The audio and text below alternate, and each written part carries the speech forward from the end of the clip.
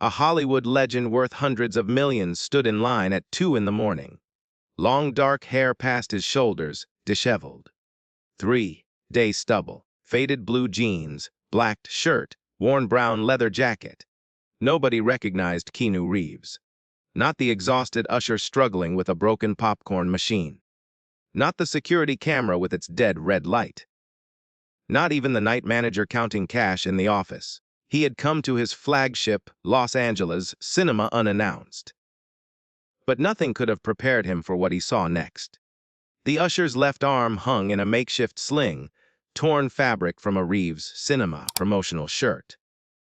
Every movement brought a wince she could not quite hide. Her name tag read Sarah Mitchell. And in 47 minutes, Keanu would discover a conspiracy so dark, so cruel, that it would force him to become someone else entirely. This is real. This starts now. Keanu Reeves had not visited his flagship Los Angeles cinema in 4 months. Now, walking through the lobby after his unsettling encounter with Sarah, he saw his mentor's legacy through different eyes. The best workplace in entertainment. Award hung crooked near the entrance, its golden frame catching the harsh fluorescent glare. Below it, a mission statement etched in brass. Reeves Cinema, where every story matters. The main floor told a different story entirely. Cracked carpet held together with silver duct tape created trip hazards every few feet. He counted 4 emergency exits. 3 blocked by equipment cases, 1 with a broken push bar. The smell grew stronger near the concession stand. Definitely spoiled butter. Probably hidden behind newer stock. Keanu pulled out his phone, pretending to check messages while photographing everything. He had built this empire from his mentor's single neighborhood theater, a man named Robert Chen who had taken in a troubled young actor decades ago, who had believed in him when Hollywood saw only a pretty face without substance, who had died when faulty rigging collapsed during a charity screening. Take care of your people, Robert used to say. They will take care of the magic. 35 cinemas later, Reeves Cinema employed over 4,000 people. But anonymous reports had been surfacing. Complaints about this location specifically, Keanu had dismissed them. After all, regional manager Derek Walsh's reports showed perfect safety scores, minimal turnover, strong productivity, excellent customer satisfaction. The employee break room made Keanu's stomach turn. 1 plastic chair for a staff of 93. A refrigerator with an out of order sign dated 3 months ago. The time clock showed impossible patterns. Employees clocking out at midnight, back in at 5 in the morning. Some shifts ran 16 hours straight. The schedule board was a mess of corrections in different colored pens, arrows pointing to switched shifts, names crossed out and rewritten. Near the projection booth, Keanu found what he had dreaded, an unofficial injury log hidden behind the official one. Dates, names, incidents, none matching Derek's reports. Sarah Mitchell's name appeared 4 times in 3 months. Cut hand on broken equipment. Back strain from lifting film canisters. Shoulder injury. Fell carrying boxes up broken stairs. The latest entry was blank except for today's date. You lost, sir. A janitor appeared in the doorway. Mop bucket squeaking on 1 broken wheel. His name tag read Jimmy Rodriguez. And his eyes held the wariness of someone who had seen too much. Just looking for the bathroom? Keanu lied. Jimmy studied him for a long moment. Something flickered in his gaze. Recognition, perhaps. Or maybe just suspicion.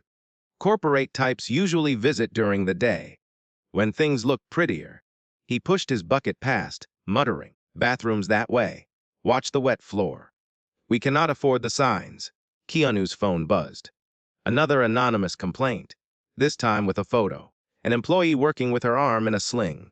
The message read, "Sarah cannot afford to miss work. None of us can. Please help. Mr. Reeves, if you are reading this, we are dying in here." Saturday evening rush hit Reeves Cinema like a tidal wave. Every ticket counter had lines 8 deep, families clutching buckets of popcorn, couples rushing toward showings.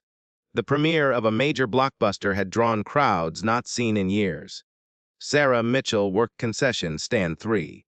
Her makeshift sling already soaked with sweat from the effort of scooping popcorn and pouring drinks one-handed. The security camera above her station dangled uselessly. An out of order sign taped across its lens. Sarah, need you to help unload the delivery truck. Derek Walsh's voice cut through the register beeps and customer chatter. The regional manager stood near the office, designer shoes gleaming against the stained carpet. Rolex catching the lobby lights. Team effort today. I am on concession, Sarah replied, gesturing at her growing line. And my arm. Everyone pitches in. That is the Reeves cinema way. Derek's smile was sharp as broken glass. Unless you need to go home. Permanently. Keanu watched from the merchandise line. Baseball cap pulled low. Worn brown leather jacket collar raised. He had returned to observe the Saturday rush after yesterday's discoveries. What he witnessed next would haunt him forever. Sarah abandoned her register, mumbling apologies to frustrated customers. In the storage room, she struggled with a 60-pound box of supplies, trying to balance it against her hip while her injured arm screamed in protest. The grinding sound when she lifted, bone against bone, made nearby employees flinch. Jimmy the janitor reached to help, but Derek waved him off. She has got it. Strong girl. Right, Sarah? The box slipped. Sarah's scream pierced the evening bustle as she crumpled to the floor, clutching her shoulder. Supplies scattered across the concrete like shrapnel from an explosion. Customers rushed to look. Employees froze, torn between helping and keeping their jobs. Derek stepped over the spreading mess, pulled out his phone, started recording. Employee accident, 7:43 p.m. Sarah Mitchell dropped merchandise, approximately $300 in damages. He turned to the gathering crowd. Show is over, folks. We will get this cleaned up. Someone call maintenance. Call an ambulance. A customer shouted. She is hurt? She is fine. Derek pocketed his phone and grabbed the cash drawer from Sarah's abandoned register, counting bills while she writhed on the floor. Just being dramatic. Back to your stations, everyone. Jimmy, get this mess cleaned up. That is when Sarah did something that changed everything. Despite the agony painted across her face, she pushed herself up with her good arm. Her voice, though shaky with pain, rang clear across the lobby. No, I am filing a report. This happened at work. Lifting your boxes. Because the hand truck has been broken for months. I am not leaving until someone documents this properly. She pulled out her phone with trembling fingers. Started recording. March 15th, 7:44 p.m. I am Sarah Mitchell, employee number 4471. I just re-injured my shoulder lifting supply boxes under direct orders from regional manager Derek Walsh. Despite informing him of my existing injury, Derek's face went from red to purple. You are in violation of company policy. No recording on premises. What about customer safety? An elderly woman stepped forward, her own phone raised. I am recording too. This young lady needs medical attention, not threats. More phones appeared. Customers and employees recording Derek as he stood over Sarah, cash drawer still in his hands. The contrast was damning, counting money while an injured employee lay among scattered supplies. Everyone recording will be banned from this cinema, Derek announced. Employees participating will be terminated immediately. Try it. Jimmy dropped his mop, crossed his arms. Fire all of us. See how you run this place alone.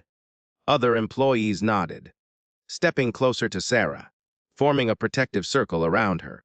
Keanu had seen enough. He slipped out during the chaos, hands shaking with rage. In his car, he made 2 calls. First to his lawyer, then to his head of operations. Clear my schedule for the next 3 weeks. I am going undercover. Keanu Reeves sat in his Hollywood Hills home at midnight. Transformation materials spread across his kitchen table.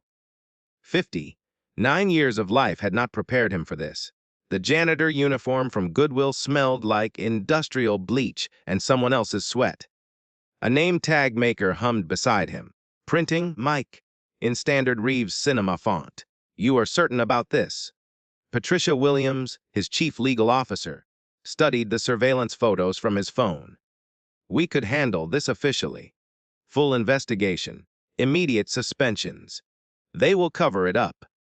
Keanu tested the weight of a mop handle, remembering Robert's calloused hands. The way his mentor had swept the original theater himself every morning until the day he died. Derek has been sending perfect reports for 3 years. Either corporate oversight failed, or someone is helping him hide things. I need to know how deep this goes. He had already traced the rot's outline. Sarah's workers' compensation claim. Denied. Listed reason. Injury occurred outside work parameters. 4 other claims similarly rejected. All signed by Derek Walsh. All rubber stamped by someone in corporate HR. The anonymous complaints never reached Keanu's desk. Filtered out at regional level. The system he had built to protect workers had become their prison. Patricia helped him practice his cover story. Mike Johnson. 61 years old. Recently divorced. Needed work to pay medical bills. References from a defunct cleaning company. She would make them check out if anyone called. Social security number that would pass basic verification, but trigger a flag in her office if anyone dug deeper. 3 weeks maximum, she warned. Then we pull you out. Keanu studied videos of janitors on YouTube, learning the efficient movements, the proper way to wring a mop. He practiced slouching, keeping his eyes down, making himself invisible. Amazing how different a person looked when they changed their posture. Their purpose. The designer watches went into the safe. His manicured nails got clipped short. Dirt rubbed beneath them. The hardest part was the transformation itself. He kept his long, dark hair past his shoulders, but let it grow more disheveled. 3-day stubble became his permanent look. Faded blue jeans. Black t-shirt. Worn brown leather jacket. Worn brown boots that made his feet ache. But Robert had worn boots like these. Had limped home every night until the day he did not come home at all. Keanu laced them tight.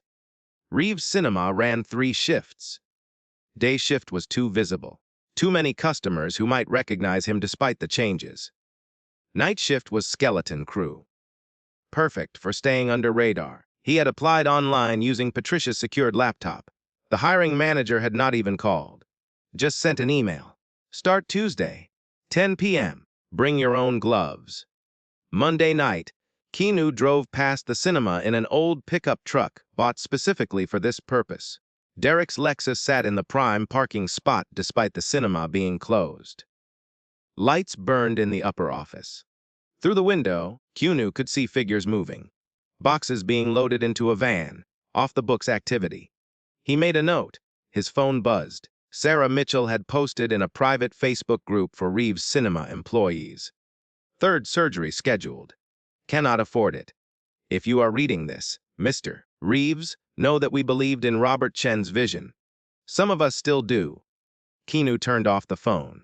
Tomorrow, Mike the janitor would begin his first shift. He would clean their floors, empty their trash, listen to their stories. He would find out exactly how Derek Walsh had turned his mentor's dream into a nightmare. And then he would fix it. Not with memos or meetings, but with the kind of justice Robert would have understood. Patricia had asked him why he did not just fire Derek immediately. The answer was simple. Cutting off the head would not kill the body. He needed to see the whole infection. Understand how it spread. Before he could cure it, his employees deserved more than a bandage. They deserved complete healing. Tuesday arrived dark and early.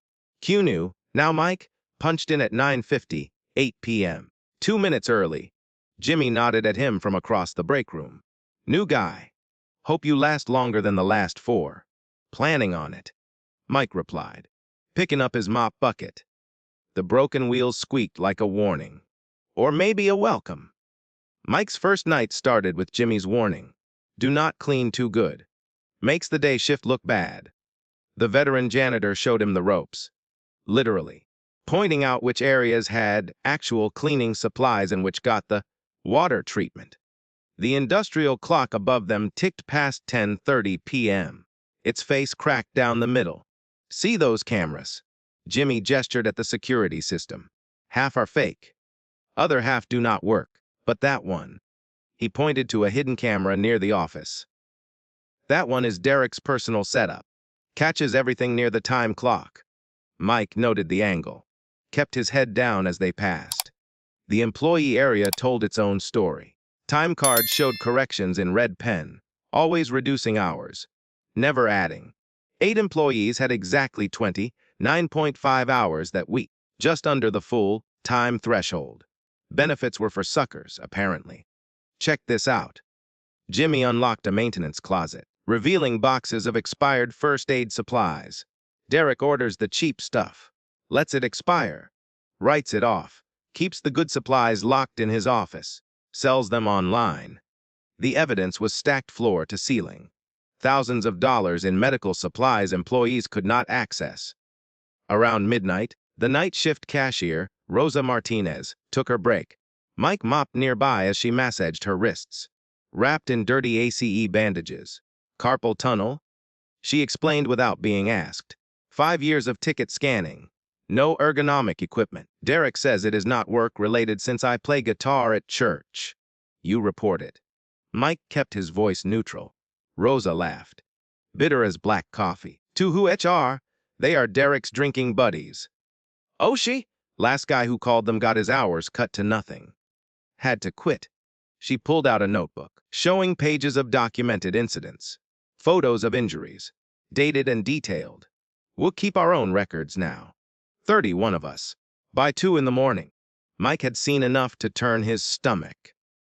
The projection booth crew worked without safety equipment. Hauling film equipment that required 2 people by themselves.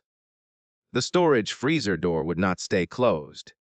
Employees had to prop it with a broken chair, risking getting locked inside. The chemical storage violated every OSHA rule he knew. Bleach stored next to ammonia. No ventilation. No warning signs. Why stay?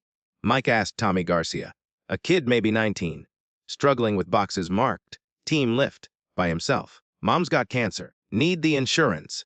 Tommy showed him a pay stub. Deductions he had never seen before. Uniform cleaning fee. They washed their own. Equipment rental. For using the hand truck. Training cost recovery. For a safety video from 1991. His take, home for 40 hours was $219. The revelation came at 4 in the morning. Jimmy trusted Mike enough now to show him the real secret. Behind the dumpster, hidden in a waterproof box, sat Derek's special files. Copies of emails, printed and saved. Bonus structures showing kickbacks for keeping labor costs down. Injury reports suppressed. Workers' comp claims denied. The smoking gun showed Derek getting $1,500 for every claim rejected. $750 for every full-time employee converted to part-time. He has got a partner upstairs. Jimmy explained quietly. Someone incorporate who makes the complaints disappear. Splits the bonuses. We figure they are clearing 6 figures a year just from hurting us. Mike photographed everything. Hands shaking with rage. One email thread discussed Sarah specifically. Problem employee. Too vocal about rights.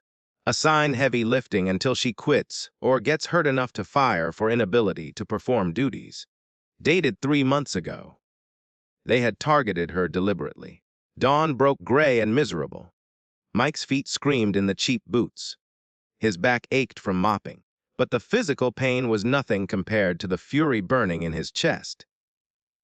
He punched out at 6 in the morning, noting Derek's Lexus still in the parking lot. Through the office window, he saw the regional manager counting cash. Laughing on the phone, Jimmy walked out with him. You coming back tonight, Mike? Would not miss it, Keanu promised. In his truck, he forwarded the photos to Patricia, adding one instruction. Get me everything on Derek Walsh, financial records, property, connections in corporate, and find out who is protecting him. His phone buzzed. Sarah again. In the employee Facebook group. 4th surgery canceled. Insurance denied coverage.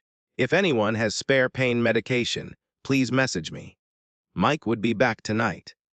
But Keanu Reeves was already planning the war. The second week went deeper. Mike arrived to find the night crew buzzing with nervous energy. Someone had reported the safety violations to OH. Anonymously. Derek's response was swift and vicious. Everyone's hours got cut. Overnight shift restructured to skeleton crew. Jimmy got demoted from lead janitor to basic maintenance. A $4 hourly pay cut. Collective punishment. Rosa whispered during break. Military tactic. Turn us against each other. But something had shifted. Instead of breaking them, Derek's retaliation unified them. Employees started sharing rides to save gas. Bringing extra lunches for those who could not afford food. Mike discovered Derek's secondary income stream on Wednesday. While cleaning the lobby entrance, he noticed boxes being loaded at 3 in the morning. Reeves' cinema inventory, but going into personal vehicles, premium snacks, expensive merchandise, top shelf liquor from the VIP lounge. Security footage would show nothing. Derek had positioned the loading just outside camera range. He sells it to collectors and bars, Tommy explained, helping Mike clean around the loading area. Cash only. Probably clears $3 grand a week. Inventory system shows it as shrinkage. Normal loss. Corporate never questions it if the percentages stay reasonable. The young man limped as he worked, favoring his left foot. Dropped a equipment case on it last week. Derek said if I filed a report, he would drug test me. I smoked weed a month ago at a concert. Cannot risk it. The foot was swollen. Probably broken. Wrapped in duct tape inside his shoe. Thursday night brought the worst discovery. Mike was cleaning the women's restroom when he found Maria Santos, one of the concession workers, sobbing in a stall. She was 7 months pregnant. Bleeding lightly. Cannot leave, she gasped between contractions. Need 4 more hours for overtime. Rent is due. Mike forgot his cover entirely. We are going to the hospital. Now? Cannot afford it. I will pay. He helped her to his truck, called 911 en route. At the hospital, he gave them his real credit card. Covered everything. Maria's baby was fine, but she had been dangerously close to premature labor. Dehydration. Exhaustion. Untreated infection from not being allowed bathroom breaks. When he returned for Friday's shift, word had spread. Mike was different. He had helped Maria without asking anything in return. Trust shifted. The real stories poured out. Derek's harassment. Carefully verbal. Never witnessed. Always deniable. The time he made a diabetic employee work through insulin shock.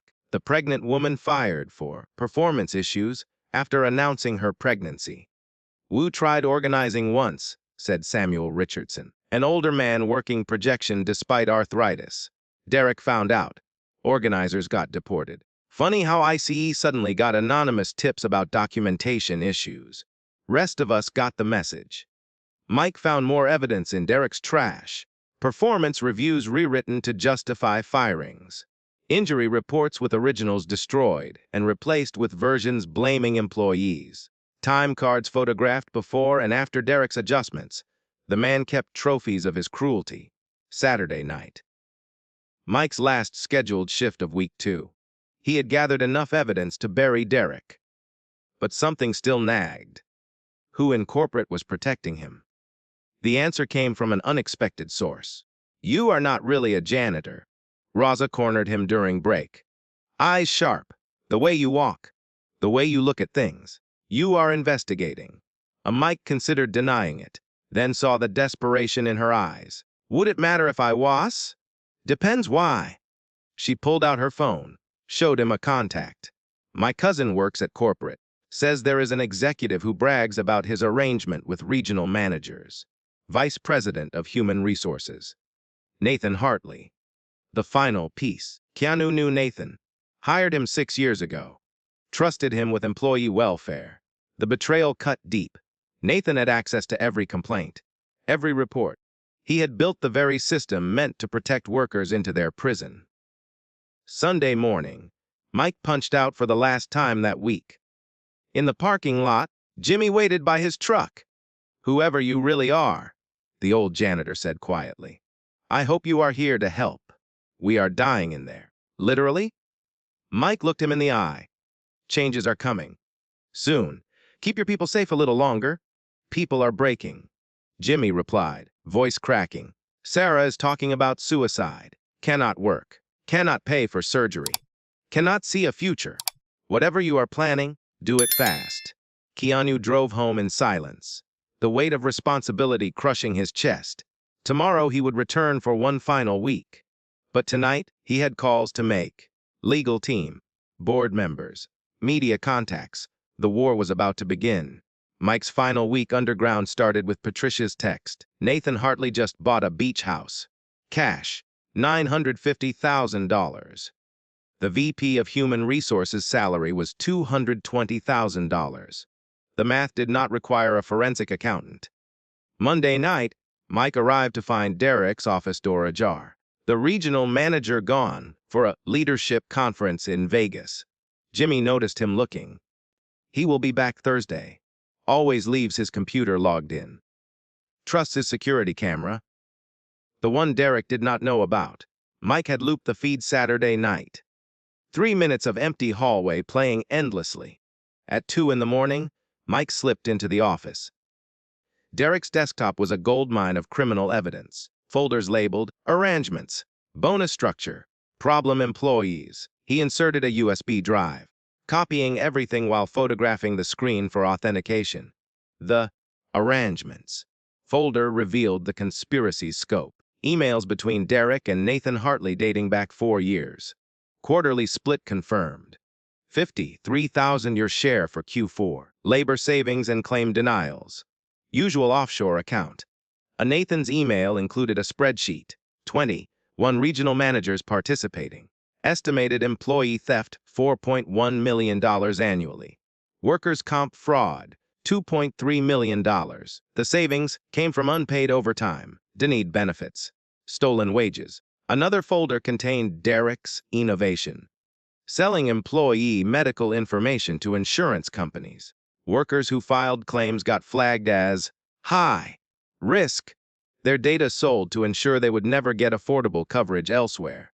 Sarah Mitchell's file showed $500 received for her information after the first injury. Jesus Christ, Mike whispered. Finding video files. Derek had recorded employee terminations, keeping a greatest hits compilation. Workers crying, begging for their jobs, offering to work injured rather than lose insurance. He had edited them together like a highlight reel, complete with music. The masterpiece waited in an encrypted folder labeled Insurance. Mike almost vomited reading it. Derek and Nathan had created fake employees, enrolled them in company insurance, then collected the employer contributions.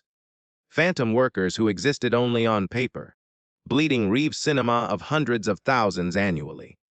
The account records showed the money flowing to shell companies, then to offshore accounts. Mike copied everything, uploaded backups to 3 secure cloud servers Patricia controlled. But he needed one more thing. Proof of Nathan's involvement that would stand up in court. Derek's emails were damning but could be challenged. He needed Nathan's direct confession. Wednesday night brought opportunity. Rosa burst into the break room at 1 in the morning.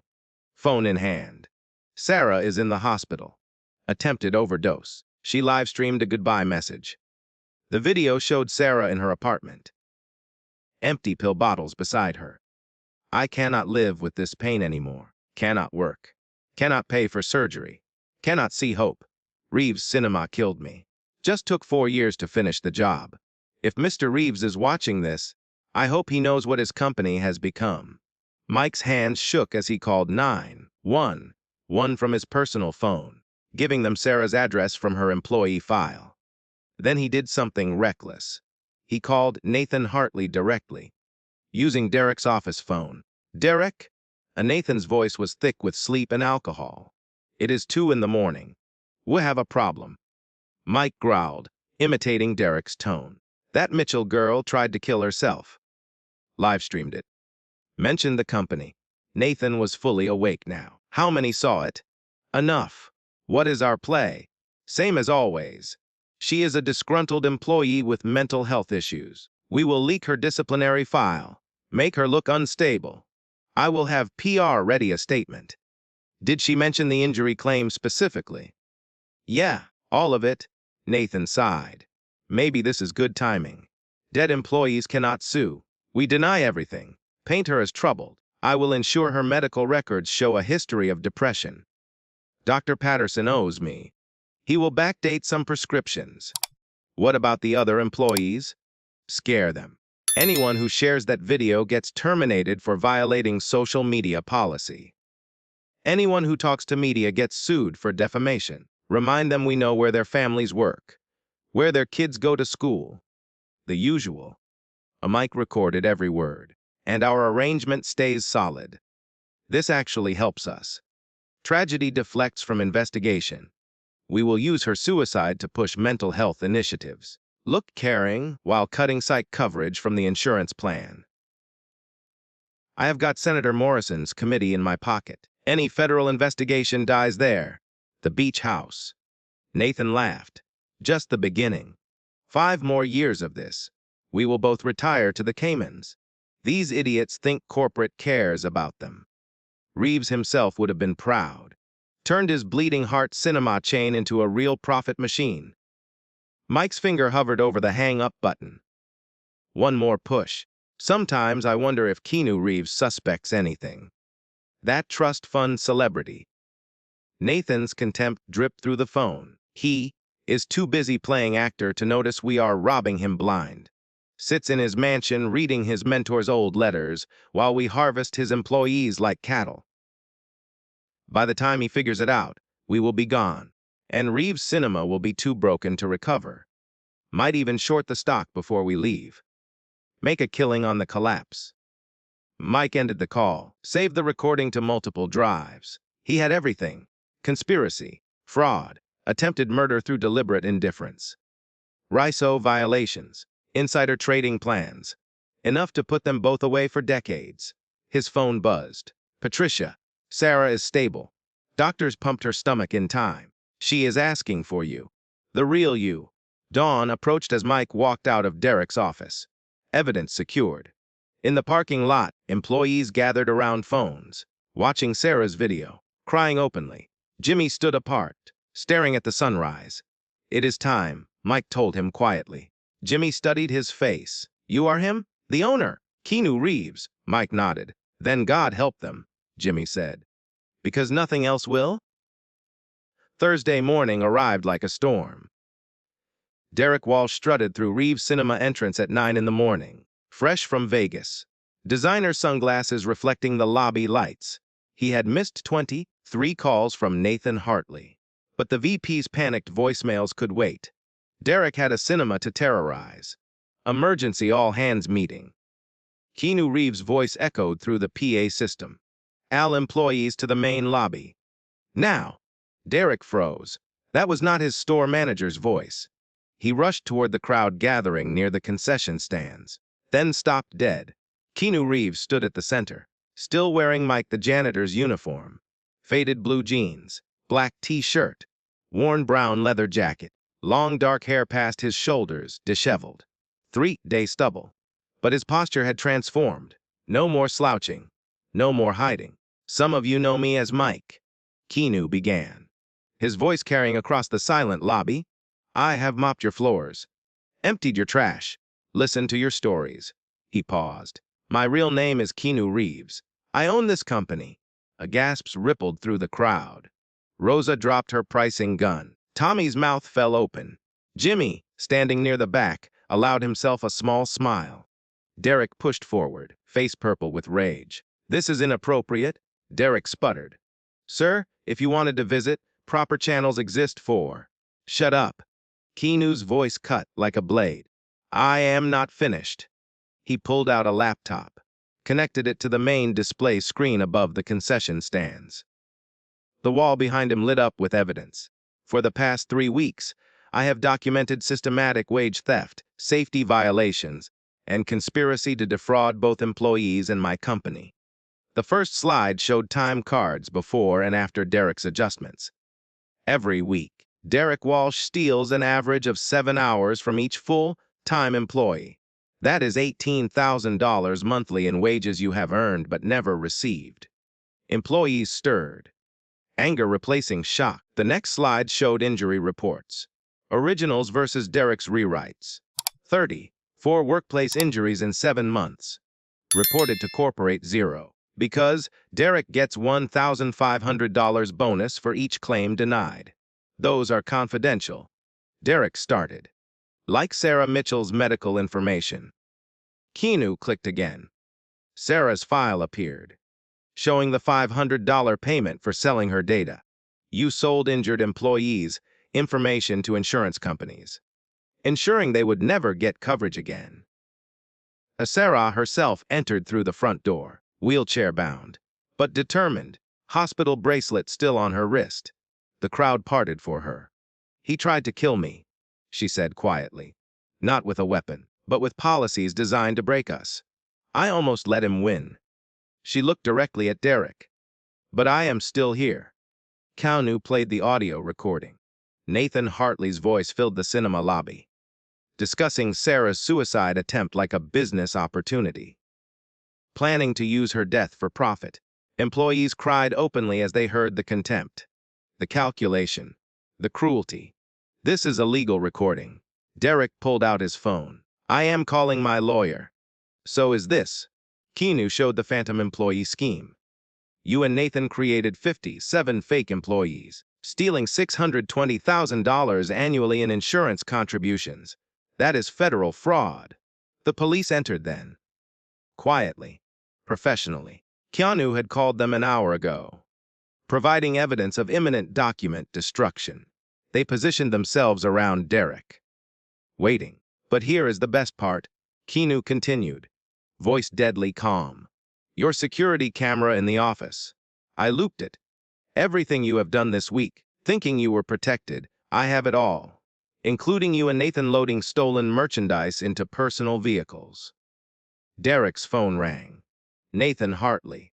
Keanu gestured for him to answer it, then activated speaker mode on his own phone. Connected to the PA system, Nathan's panicked voice boomed through the lobby. Derek, abort everything. Shred the documents. Wipe the computers. The FBI just raided my house. They have everything? We have everything, Nathan. Keanu's voice cut through. Offshore accounts. Shell companies. 4 years of conspiracy to commit fraud. Oh, and Senator Morrison? He flipped. Turns out he values his career more than your bribes. Silence. Then Nathan's voice. Smaller now. Broken. Keanu, the trust fund celebrity. The one who sits in his mansion reading his mentor's letters. Keanu confirmed. Too busy playing actor to notice you were destroying his legacy. Except I noticed. Every stolen hour. Every denied claim. Every broken life. Derek bolted for the exit. He made it 3 steps before Jimmy's mop handle caught his ankle. The regional manager sprawled across the stained carpet he had refused to replace. Expensive suit soaking up the same dirty water his employees had worked in for years. You are all fired. Derek screamed from the floor. Every one of you. No, Keanu said simply. You are. He nodded to the police. Officers, Derek Walsh is under arrest for embezzlement, fraud, and conspiracy. You will find evidence of document destruction in progress in his office. As the police hauled Derek away, Keanu turned to his employees. Hundreds of them now. Day shift had abandoned their posts to witness this moment. You have suffered because I trusted the wrong people. Failed to verify. Failed to protect you. That changes now. Sarah wheeled herself forward. Pretty words. We have heard them before. You are right. Keanu pulled out his phone. Dialed. Patricia, execute the transfers now. He looked back at the crowd. Every stolen hour from the past 4 years. Calculated and deposited to your accounts. With interest. Check your banking apps. Phones emerged. Gasps turned to cries as employees saw deposits. Thousands for some. Tens of thousands for others. Jimmy stared at his screen. Tears streaming. $57,000. That is just the beginning, Keanu promised.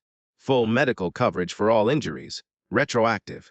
Sarah, you will have the best surgeons in the country. Tommy, that foot gets treated today. Every safety violation fixed within 72 hours. What is the catch? Rosa asked. Suspicious even in victory. The catch is you help me fix this. Not just here. Every cinema. You have documented what is wrong. Now help me make it right. Keanu pulled off the janitor's jacket, revealing his black shirt underneath. The same outfit Robert Chen used to wear decades ago. My mentor built this company on one principle. Take care of your people. I forgot that. You reminded me. The crowd erupted, cheering, crying, embracing. 3 weeks as Mike the janitor had taught Keanu more than 6 years in the owner's suit. But this was just the first battle. The war for Reeves Cinema's soul was about to begin. The transformation began immediately. Within an hour of Derek's arrest, contractors swarmed Reeves Cinema like an occupying army of change. The broken time clock was ripped from the wall, replaced with a biometric system that could not be manipulated. Safety equipment arrived by the truckload. The blocked emergency exits were cleared, their alarms tested for the first time in years. Keanu called an emergency board meeting from the cinema floor. Laptop propped on a concession counter. Effective immediately.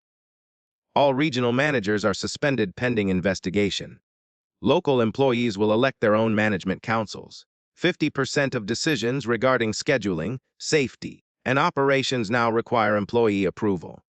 You cannot just. Board member Harrison started over video call. I own 54% of shares. Keanu cut him off. I can and I will. Any board member who objects can tender their resignation now. Sarah, still in her wheelchair but fire in her eyes, raised her hand. What about protection? Derek has friends. Nathan has connections. Keanu nodded to Patricia Williams, who had arrived with a team of lawyers. Federal whistleblower protection for everyone who testified. Any retaliation, we prosecute. Additionally, I am establishing a legal fund, $7 million, exclusively for employee protection and advocacy. The lawyers distributed documents. Jimmy squinted at the fine print. This says we get voting seats on the safety committee. Real votes, not advisory. 3 employee representatives for every 1 management representative. Patricia confirmed. And safety committee decisions override profit considerations. Written into corporate bylaws. Unchangeable without 75% employee approval. Tommy limped forward. Bootless foot finally in a proper medical boot. What about wages? We are still making minimum. Keanu pulled up a presentation. Minimum wage at Reeves Cinema becomes $19 hourly. Effective immediately. Full time guarantees at 30 hours for benefits. Overtime is voluntary, paid at double rate, and profit sharing. 12% of cinema profits distributed quarterly among floor employees. How can you afford? Someone called out, by cutting executive bonuses by 90%. Keanu replied, my own compensation drops from $9 million to $900,000. The difference funds employee programs. Any executive who disagrees can join Derek in the unemployment line. The crowd stirred as a familiar figure entered. Dr. Angela Martinez, Los Angeles' leading orthopedic surgeon. She walked straight to Sarah. Miss Mitchell, I am here to evaluate your shoulder. Reeves has arranged immediate surgery at Cedars Sinai. Full rehabilitation, all expenses covered, including lost wages. Sarah's tough facade cracked. Tears flowed as Dr. Martinez gently examined her shoulder. This should have been treated months ago. But we can fix it. You will have full mobility back. I cannot afford. Already paid.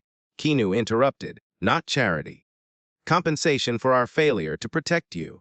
While Sarah was whisked to the hospital, Keanu unveiled the next phase. Every Reeves Cinema gets an employee council. 5 members elected democratically. They control 25% of operational budget, have veto power over scheduling, and cannot be overruled on safety issues. You are giving us power. Rosa's suspicion had not faded entirely. I am returning power you always should have had. Keanu gestured to the broken equipment around them. You knew what needed fixing. Management ignored you. Never again. The first election happened right there. Employees nominated candidates, voted by secret ballot. Jimmy won unanimously as safety representative. Rosa became scheduling coordinator. 3 others filled out the council, their first official act. Firing the store manager who had enabled Derek. One need to discuss his replacement. An HR representative began. Already decided. Jimmy announced, "We want Maria, if she will take it." The concession worker who had almost lost her baby gasped. "You have got the respect, the knowledge, and you actually give a damn." Maria, still weak from her hospital ordeal, stood slowly. "I accept, but I will need help." "That is what councils are for," Keanu said. "Shared leadership. No more dictators." The changes rippled beyond the cinema. Keanu live-streamed the entire session on the company's social media pages. Employees from other locations flooded the comments demanding similar reforms. By noon, walkouts began at 14 cinemas where Derek's co-conspirators operated. Patricia's phone buzzed constantly. "The U.S. attorney wants to expand the investigation. This is bigger than Reeves' cinema." Derek and Nathan were teaching their methods to other chains. "We are looking at a national entertainment industry crime syndicate. Give them everything," Keanu ordered. "Full cooperation." As afternoon became evening, the cinema transformed. Employees worked with energy not seen in years, not from fear, but from ownership. They were fixing their workplace. The schedule board, once covered in frantic corrections, now showed fair rotations planned weeks in advance. Keanu gathered the council for one final announcement. "I am appointing a chief employee advocate, reporting directly to me. Salary equal to any executive. Someone who understands ground-level reality." He turned to Jimmy. "You interested?" The old janitor's mop clattered to the floor. "You are serious." "Dead serious. You have been protecting these people for years without authority. Time you had some. I do not have a degree. You have something better. Experience and trust. Patricia will handle the corporate structure. You handle the human element." As Jimmy accepted, shaking Keanu's hand with work-worn fingers, the cinema erupted in celebration. But Keanu raised his hand for silence. "This is not victory. It is a beginning. We have 34 more cinemas to fix. Thousands of employees to make whole. Derek was a symptom. We are curing the disease." Sarah returned that evening, post-surgery, drugged but smiling. "Did I miss anything?" "Just a revolution." Rosa laughed, showing her the council badge. "You are looking at the new scheduling coordinator. First decision. You are on paid leave until fully recovered. Doctor's orders override everything." Keanu stood in the entrance, watching his employees rebuild their workplace. His mentor would have been proud. Take care of your people. Such simple words. Such powerful truth. His phone rang. Another regional manager panicking. "Mr. Reeves, I can explain." "Save it for the FBI," Keanu replied, ending the call. Reeves' cinema was under new management, the employees' management, and business would never be the same. 3 months later, Reeves' cinema flagship hummed with different energy. Sarah Mitchell, fully recovered, adjusted the new ergonomic equipment at concession stand 3, the same station where Keanu had first seen her struggle. Her employee badge now read, "Safety Coordinator," and she wore it facing forward. Proud. "Remember when we had to hide our injuries?" she asked Tommy, who was training a new employee. His foot had healed perfectly, and he had just received acceptance to UCLA. Tuition paid by the Reeves Cinema Education Fund. "Remember when we had to share lunch because nobody could afford food?" Tommy laughed, gesturing to the break room. Through new windows, they could see employees enjoying their meals at actual tables, in comfortable chairs, with a fully stocked refrigerator humming contentedly. Jimmy, now Chief Employee Advocate James Rodriguez, walked the floor in a suit that fit his frame perfectly. He had insisted on keeping one janitor shift weekly to stay grounded. Young employees who once feared management now approached him freely with concerns, knowing they would be heard. "Mr. Rodriguez," a new hire asked nervously, "I need to adjust my schedule. My daughter's surgery got moved to Tuesdays." "Family first," Jimmy replied, making a note. "We will work around it." And it is just Jimmy. He had never gotten comfortable with the formal title, but he had transformed employee relations across all 35 cinemas. His first act had been establishing an emergency fund for workers facing crisis, funded by executive pay cuts. In the back office, Maria managed operations with quiet efficiency. 8 months pregnant again, this time with proper prenatal care and reasonable hours. She had turned the cinema's numbers around without sacrificing worker welfare. Ticket sales were up 21%, not from squeezing employees, but because happy workers created happy customers. Maria, Rosa called out. Phoenix location wants to know how you balance the schedule so well. They are still struggling. Tell them to ask their employees. Maria replied. They know what works. We just have to listen. The employee council met every Monday at 6 in the morning. Paid time, of course. Today's agenda included planning the cinema's first Employee Appreciation Day. Not corporate, mandated pizza parties, but a real celebration designed by workers for workers. I motion we invite Keanu, Sarah proposed. Not as owner, as Mike. Let him mop floors during the party. The council laughed, voting unanimously. Keanu had kept his promise, visiting each cinema monthly, always starting his visit with an hour of floor work, listening to employees without the barrier of his title. The transformation showed in small moments. Rosa's son visited after school, doing homework in the quiet break room while she finished her shift. Nobody worried about unauthorized visitors anymore. The cinema had become what Robert Chen had envisioned, an extended family. Look at this. Tommy showed Sarah his phone. A news article, Reeves Cinema named Best Workplace in Entertainment. For real this time. Employee satisfaction scores had jumped from 19% to 91%. Turnover dropped by 83%. Workers who once plotted escape now built careers. The afternoon shift change revealed another transformation. Employees clocked in exactly when scheduled, not 15 minutes early to look good. They trusted the system now, knowing their time was valued and would be paid fairly. A commotion near the lobby drew attention. An elderly customer had collapsed, heart problems. Before, employees would have panicked, called 911, and hoped. Now, Sarah grabbed the fully stocked first aid kit while Rosa, certified in CPR through company-paid training, stabilized the man. The new AED machine, one of Jimmy's first purchases, stood ready. He is okay, Rosa announced as paramedics arrived. The customer squeezed her hand. Thank you, dear. This place has changed. Employees used to look miserable. Now you all seem alive. As evening approached, the cinema's transformation crystallized in one beautiful moment. Sarah stood at her old concession stand, training a nervous new hire, a single mother who had been fired from another chain for missing work when her child was sick. Do not worry about your daughter, Sarah assured her. We have emergency childcare assistance.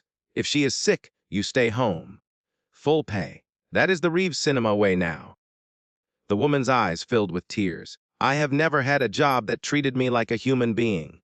You do now, Sarah said firmly. We'll take care of each other here? Keanu entered for his monthly visit, carrying his mop bucket, wearing his faded blue jeans, black shirt, worn brown leather jacket, long dark hair past his shoulders, disheveled. 3-day stubble. Employees waved, some calling out, Hey, Mike. He had earned something more valuable than their fear or respect, their trust. Sarah, he said, approaching her station. How is the shoulder? Perfect. She demonstrated full range of motion. Doctor says it is actually stronger than before. Like the whole cinema? She paused. Thank you for seeing us. Thank you for showing me. Keanu hefted his mop. Now I heard the projection booth needs attention. As he walked away, Sarah called out. Hey Mike, you missed a spot last time. Jimmy has been complaining. Keanu laughed. A real laugh, not the polished celebrity version. He was learning that sometimes the best leadership meant knowing when to follow. Robert's dream lived again. Not in corporate policies, but in these moments. Workers joking with their owner, knowing tomorrow would be better than today. Building something together. The schedule board that once symbolized oppression now displayed something revolutionary. Hope. Every name represented a person valued. Every shift a fair exchange of labor for dignity. Reeves' cinema had become what it always claimed to be. A place where every story matters, including the stories of the people who make the magic happen. 1 year later, the story continues. The same fluorescent light flickers above concession stand 3. Keanu chose not to fix it. A reminder of where the journey began. But everything else has transformed. Sarah Mitchell, now Regional Director of Employee Safety, walks the floor with a tablet, conducting her morning inspection. Her shoulder moves freely, strongly. She pauses at a display showing the cinema's metrics. 520, 3 days without lost time injury. Below it, employee photos form a mosaic spelling out, POPO FIREST. The parking lot fills with workers arriving for morning shift, in reliable cars. Wearing pressed uniforms they are proud to display. No one rushes. They know their schedules. Trust their hours. Believe in their workplace. Inside, Keanu Reeves mops the entrance as he does every quarter during his cinema visits. But now, employees stop to chat, offering coffee, sharing family photos. He is not Mike the janitor anymore. But he is not quite the distant owner either. He is Keanu, the boss who listened. Mr. Reeves. A young usher approaches. My daughter drew this for you. A crayon picture. Stick figures holding hands in front of a Reeves cinema, labeled, The Place That Saved My Mommy. The numbers tell only part of the story. Reeves' cinema revenue doubled after the initial chaos. Customers, it turns out, prefer entertainment where employees smile genuinely. 35 cinemas became 47, each with elected employee councils, each a beacon of ethical business. Derek Walsh serves 9 years in federal prison. Nathan Hartley got 14. Their conviction exposed a network of entertainment industry exploitation affecting millions of workers nationwide. Congress passed the Entertainment Workers Protection Act, mandating employee representation on safety committees. They called it Sarah's Law, but the real victory lies in the small moments. Jimmy Rodriguez, silver-haired and dignified, mentors a new generation of leaders risen from usher ranks. Rosa's son, inspired by his mother's transformation, studies labor law at Stanford.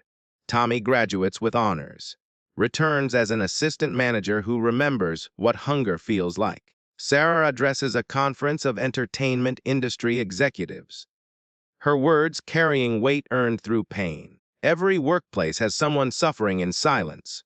Every leader has a choice: exploit that suffering or heal it. The math is simple. Treat workers as expenses, and they will cost you everything. Treat them as humans, and they will build your empire. Keanu stands in Robert Chen's original theater, now a training center for ethical management. His mentor's photo hangs on the wall next to pictures of Sarah, Jimmy, Rosa, and dozens of others who saved Reeves' cinema by forcing it to save them. Keanu speaks directly to an audience of young entrepreneurs. No celebrity polish, just truth. Every workplace has a mic. Someone who sees everything, knows what is broken, stays silent from fear or futility. And every workplace has leaders who could listen but choose not to. The distance between those 2 points is where injustice lies. He holds up his phone, showing an app. We created the Reeves Workers Voice Platform. Anonymous, encrypted, direct to ownership. But you do not need an app. You need courage. He pauses. If you are a worker, document everything. If you are a leader, go undercover in your own company. Work a real shift. Listen to real stories. Feel real pain. Sarah joins him on stage. And if you are a customer, shop where workers thrive. Ask employees if they are treated fairly. Your dollars are votes for the world you want to see. The final moment. Reeves Cinema's original schedule board. Once covered in desperate corrections, now displaying something simple: fair schedules, fair wages, fair treatment, every day, because some things should stay broken, as monuments to what we have fixed. And some revolutions begin with a janitor's mop, an owner's conscience, and the radical idea that workers are people. Your workplace is next. The only question is, will you be the one who speaks up or the one who finally listens? Thank you for following this story! Let us know in the comments below. If this story has moved you and you would like to stand with us in bringing more voices of truth and hope to light, please consider supporting our work. Even the smallest gift helps us continue creating and sharing these powerful stories. You can find the donate link in the description. And of course, do not forget to subscribe so you will not miss the next chapter we are preparing for you.